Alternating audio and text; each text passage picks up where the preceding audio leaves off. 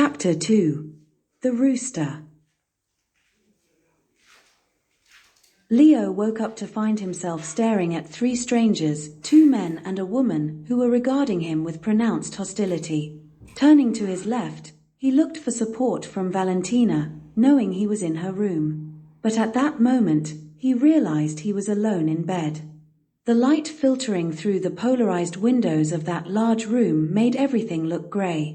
Beyond the silhouettes of those three people, the broad windows of the hydroelectric plant's control cabin opened onto a dark sky.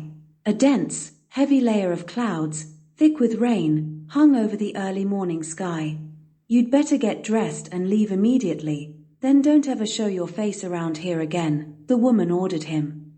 He rubbed his eyes and looked at her carefully. She had brown, bobbed hair and wore a beige linen dress that reached down to her ankles. "You need to leave my niece alone, got it?" added one of the two men, the shorter one with thinning grey hair. "What?" Leo tried to reply, but his mouth felt dry, and his thoughts were muddled.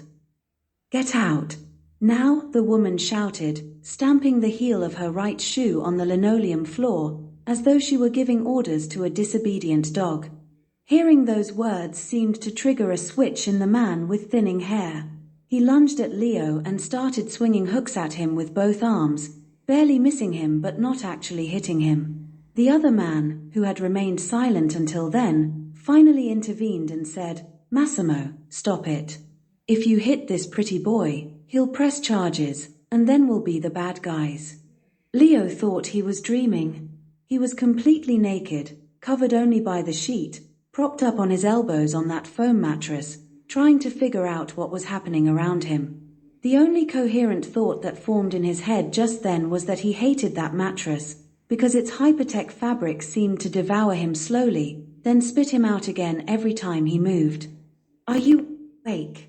Can you understand what we're saying, or are you still high?" said the taller man, who was still busy keeping in check the fury, though hardly unconstrained, of the one he had called Massimo.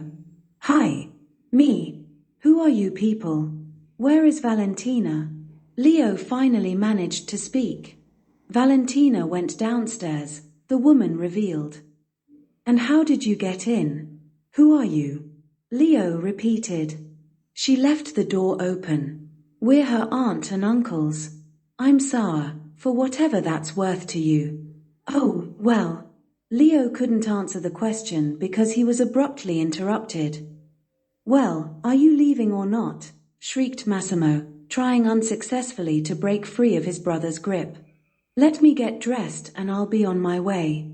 "You junkie," the woman spat out maliciously. "That again? You've got the wrong guy. I'm not a TCS, I don't smoke, and I don't drink, so please stop insulting and threatening me. I'm going right now." By then he was fully awake, and those people had finally tested his patience. Leonardo got out of bed with no concern for his nakedness and began hastily gathering his clothes, which were scattered on the floor. He had to tug his pants out from under the woman's shoes. She, for her part, made no effort to move an inch to help him. "Look at him, his skin and bones. Then he says he's not an addict," the woman remarked. "Believe whatever you want, but let me go, I'm scared of you," Leo replied. "You're right to be scared.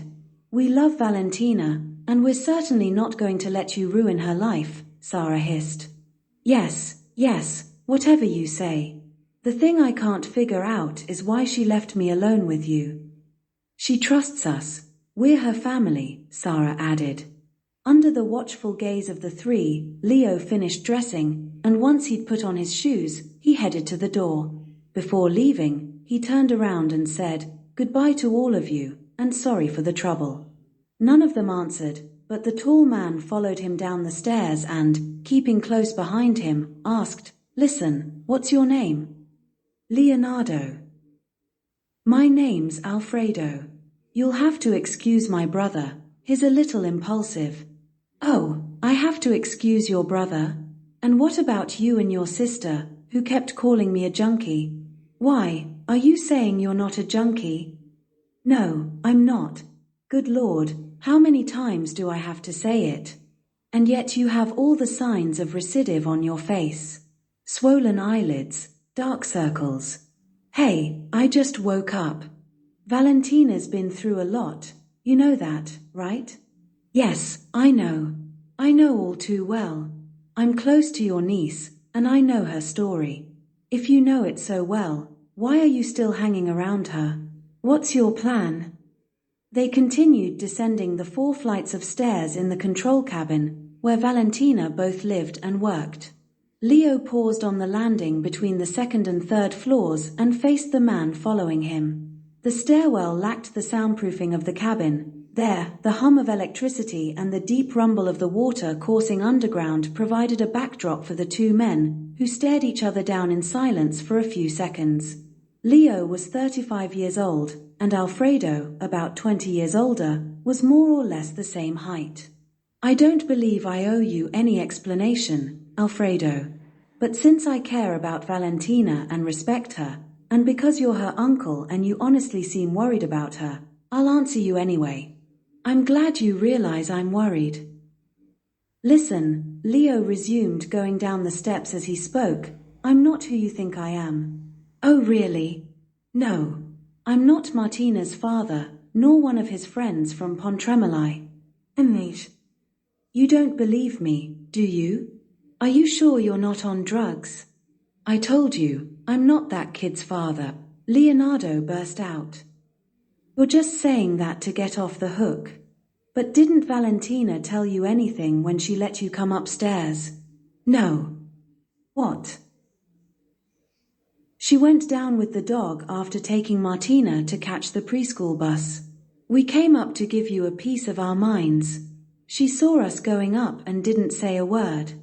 Leo was dumbfounded. Valentina was unpredictable, and that was part of what he found so appealing about her, but sometimes she really took her eccentricities too far. When they reached the ground floor, Leo pushed on the panic bar and opened the door leading outside. Alfredo was still right on his heels, like a defender marking his man. Outside, the air was muggy and humid. It was 9:30 in the morning of May 24th, 2035, and the temperature in the small valley where Teglia was located, a district of Pontremoli, was already hovering around 30 degrees Celsius. Leo looked at the clouds and, momentarily forgetting about his pursuer, instinctively turned west, where he knew the dam was. Up there, the waters of Lake Rocchetta were channeled into the feeder pipes, holding back the flow of the artificially created reservoir that powered the hydroelectric plant where Valentina worked. Further downstream from Teglia, near Mulazzo, the water resurfaced and emptied into the Magra River. Knowing that the dam was there made Leo anxious. He realized it was an irrational fear. He was far more likely to be hit by a car than to witness the dam break and flood the nearby communities, but he couldn't stop himself from thinking about all those cubic meters of cold, dark water looming above. Pushing those thoughts aside, he noticed that Valentina's uncle was still at his side, watching him closely. Leo figured the man would probably chalk his silence up to recidiv. Deciding he didn't care, he tried to get away without further conversation and made for his racing bike, which he'd left leaning against the retaining wall around the plant's piezometric well. Beneath that well, the water was dropped an additional 30 meters to increase the mechanical energy that would produce electricity. Here, the roar of the conduits was very loud, audible at all hours of the day and night. So, you going to tell me what your plans are for Valentina? The man pressed him. No plans, answered Leo, crouching down to unfasten the lock attaching his bike's frame to the base of a light pole. Tona's keeping an eye on you, that's for sure. My wife works at the CSL, and if I find out you're some junkie, that's enough. My AR and device settings are all legally compliant. Go ahead and check on me. My name's Leonardo Angelucci, I have nothing to hide, and as I said, I don't drink or smoke. With that, he hopped on the saddle and left Alfredo standing there, stunned. Once he was clear of Valentina's uncle, Leo began to feel more at ease.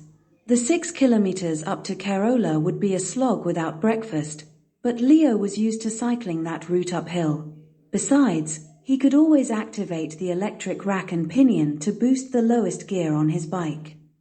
As he pedaled upward, Leo could smell the smog carried by the clouds mixing with the fragrances of the springtime forest.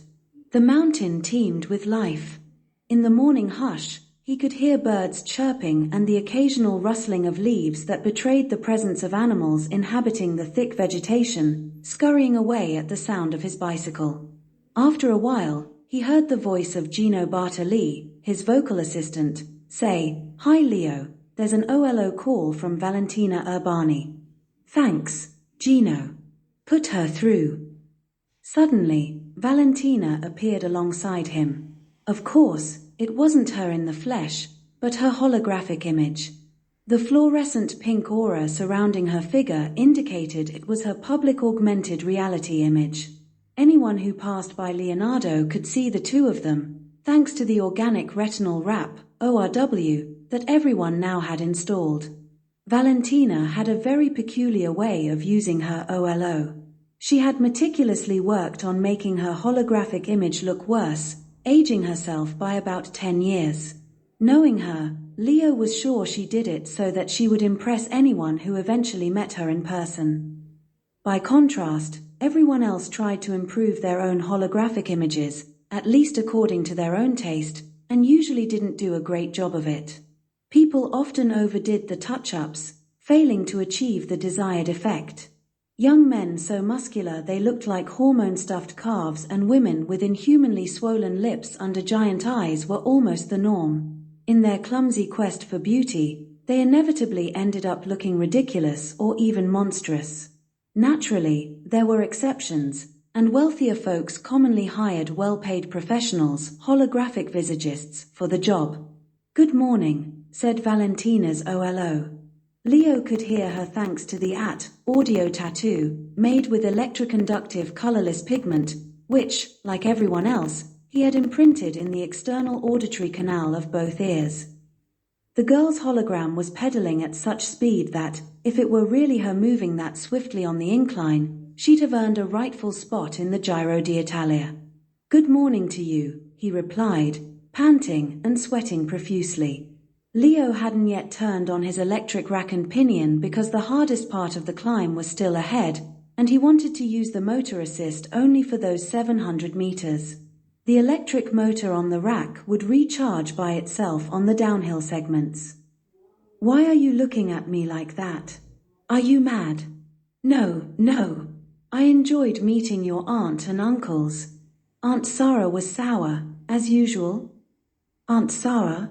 Not so much sour as aggressive, but not as much as your Uncle Massimo, who was about to punch me the moment I opened my eyes." "Really?" Valentina laughed, covering her mouth with one hand. Her pedaling then looked even more unrealistic, especially since her bicycle appeared to be a pink Griziella for kids from more than 50 years before. "You're laughing? You left me at the mercy of the Three Musketeers, and you're not even sorry." Leo couldn't help smiling in turn. "Sorry. Uncle Massimo is a bit off his rocker. He was born in 1985, and in the 2010s and 2020s he went heavy on cocaine and synthetic drugs. That's why he's so weird now, but he's good to me. My aunt, who's 6 years younger than him, helps him a lot. They live together in Pontremoli. That other uncle of yours, Alfredo, seems like a decent guy, even though he's also obsessed with drugs. He says he can see the signs of recidive in my face. I'm sorry. He's been burned before. He had those issues with his ex-wife, and, knowing about Martina's father, I figured it was related to that, even though I didn't know about his ex. But, as I said, he seems like a nice fellow who cares a lot about you. They all do. The three of them are my and Martina's guardian angels. I hope I made a good impression, then, Leo joked.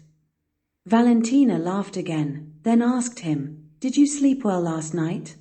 "I always sleep great, except when I remember the dam. How about you?" "Kind of. You were tossing and turning all night." "I'm not used to your bed.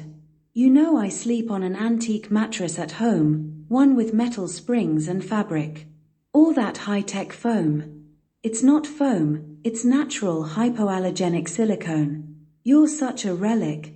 I could never sleep on a straw mattress like yours, especially not with the static electricity in the control center. Those metal springs would roast me like a cuttlefish. Please don't talk about food. I got kicked out of bed without even getting breakfast. I see you're heading home. Yeah, but first I'm stopping in Apilo. I need to see Cristiano. He asked me for some help with a job. You sure it's a job? Maybe he just wants to show you some new Indian porn. No, Valentina, he just needs me to print some new propeller models for the anti-fire drones he's testing for the forestry service. Too bad. I like Indian porn. I bet you do. Cristiano's experimenting with different prop designs, and since my metal and polymer printer has a tolerance of 0.2 millimeters, he wants to send me the 3D blueprint so I can make some samples. When I took materials technology and energy efficiency, I worked with 3D blueprints too. I wonder why I get along so well with you scientist types. Yeah, I wonder, said Valentina's OLO image, as she sensually ran her finger from her lips down to her chest. Hey, stop that, or I'll stall on this climb. Alright, I'll let you go. Talk to you later. Bye. Ciao. Valentina's image faded gradually, until only the pink glow remained, and when that too vanished, Leo heard 3 musical notes and caught a faint whiff of magnolia blossoms. That was Valentina's programmed sign-off for holographic calls, and he could smell it thanks to the Hunt device, also called HND. A few hundred meters farther uphill, emerging from a cloud drifting south to north, Leo caught sight of Apilo. Cristiano's house stood just before the cluster of medieval buildings that made up the little village. Panting and soaked in sweat, Leo leaned his bike against the wall that bordered the small property and headed toward the entrance. Halfway along the path, a tall, thin man with olive-toned skin appeared from behind a plant and approached him menacingly. He had a gaunt face and incredibly filthy clothes. He clutched a broken bottle in his hand, yelling something in Arabic that Leo couldn't understand. Leo smiled and moved toward the door, ignoring him, but the man lunged, striking at Leo's neck with the bottle. The slash passed right through him, and the North African shouted triumphantly, Allahu Akbar. Cristiano had opened the door and was watching him, a broad grin on his face. You're always doing this illegal stuff. Cristiano, what if I were a cop or the mailman? This is just for my friends. For the mailman, who's gay, I set up Alicia Tango Silver Lake. For the police and the other forces, I went with Alfred the butler from the Tim Burton version, complete with the correct blue aura. You can understand I don't want any in-depth checks. And why not give me Silver Lake, or maybe, since you're into vintage, Gwyneth Paltrow, or a nice Claudia Cole from those Tinto Brass flicks. You have no sense of humor, Leo. I used it all up down in the valley today. Can I come in, please? Look at my rooster, check out that specimen. Don't those dangling red wattles look a bit like, a pussy? Cock-a-doodle-doo, cock-a-doodle-doo, Cristiano shouted, pointing at the black and white rooster wandering around his yard, scratching at the grass for worms and bugs. Well, yes, although a turkey's wattle looks even more similar, Leo replied seriously. Come on, get in.